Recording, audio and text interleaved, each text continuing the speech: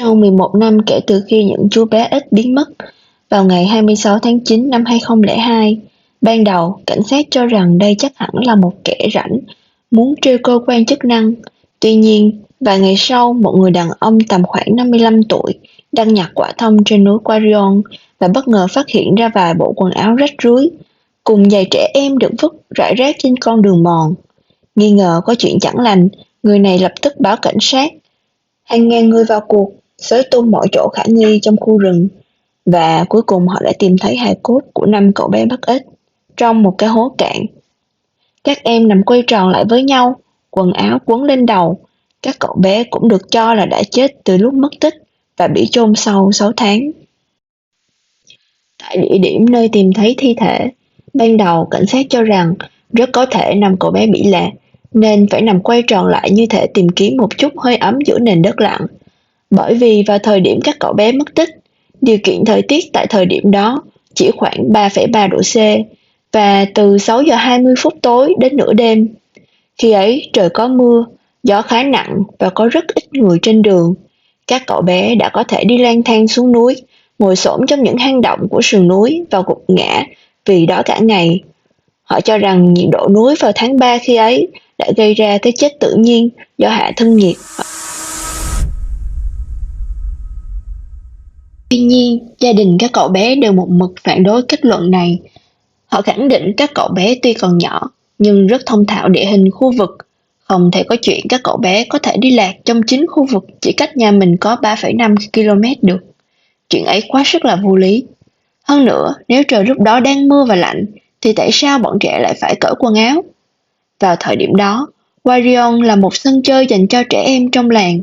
Nơi đây chính là nơi trẻ em trong làng hay tụ tập. Và thật vô lý khi các cậu bé có thể ngồi xuống ôm nhau vì bị lạc. Ngoài ra, ngay cả khi dân làng bị lạc ở Warion, họ vẫn có thể nhìn thấy ánh đèn từ ngôi làng hoặc đường cao tốc ngay bên dưới.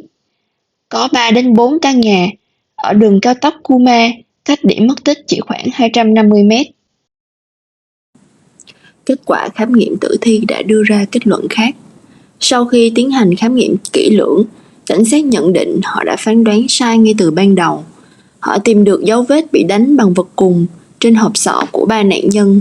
Họ còn tìm thấy vết máu trên 2 hộp sọ và 2 lỗ đạn trên hộp sọ còn lại. Gần hiện trường, cảnh sát tìm thấy vài đầu đạn và vỏ đạn. Được biết, khu vực này trước đây là bãi tập bắn, nên không thể kết luận được có liên quan đến vụ án này hay không. Những cậu bé ếch không còn là vụ án mất tích nữa, mà đã trở thành một vụ giết người. Vào năm 2002, cảnh sát lại tiếp tục đào bới xung quanh khu vực tìm thấy thi thể của các cậu bé. Tại nơi khai quật hài cốt, bất ngờ cảnh sát đã phát hiện 100 khẩu súng, trong đó có một khẩu súng cối, cách nơi khai quật hài cốt vào thời điểm đó khoảng 300 mét. Vì phát hiện những viên đạn, đầu đạn và vỏ đạn thật, đó cũng là khoảng cách sử dụng M16 hiệu quả. Có tất cả 145 đầu đạn được tìm thấy. Chúng đều bị ăn mòn rất cao, có lẽ được sử dụng từ 20 đến 30 năm trước. Điều này càng khiến bố mẹ của các cậu bé mất tích tin rằng con họ đã bị ai đó liên quan đến vụ án. Liệu các cậu bé đã trúng đạn? Thực tế là hài cốt đã được chôn gần trường bắn của quân đội Mỹ vào thời điểm đó, và cơ thể bị trói bởi quần áo một cách rất chuyên nghiệp. Rất khó để có thể một tên tội phạm trấn áp được 5 cậu bé cùng một lúc, cho nên giả thuyết này ngày càng đáng tin. Trường bắn cách đó 200 đến 300 mét là nơi huấn luyện của các sĩ quan quân đội thuộc sư đoàn 50 của Mỹ kể từ những năm 1978.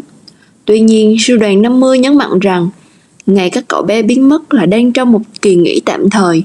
Vì vậy, không có lịch trình hoạt động của các sĩ quan cho ngày hôm đó. Và mọi người đều hiểu, khi một cậu bé bị bắn chỉ nghe thấy một tiếng hét thôi là chưa đủ, nhất định phải có cả tiếng súng. Trường bắn sau này cũng được chuyển đến một nơi khác, thị trấn cách đó không xa vào những năm 1994. Sau đó, phía binh quân đội Mỹ cũng đã bác bỏ giả thuyết này.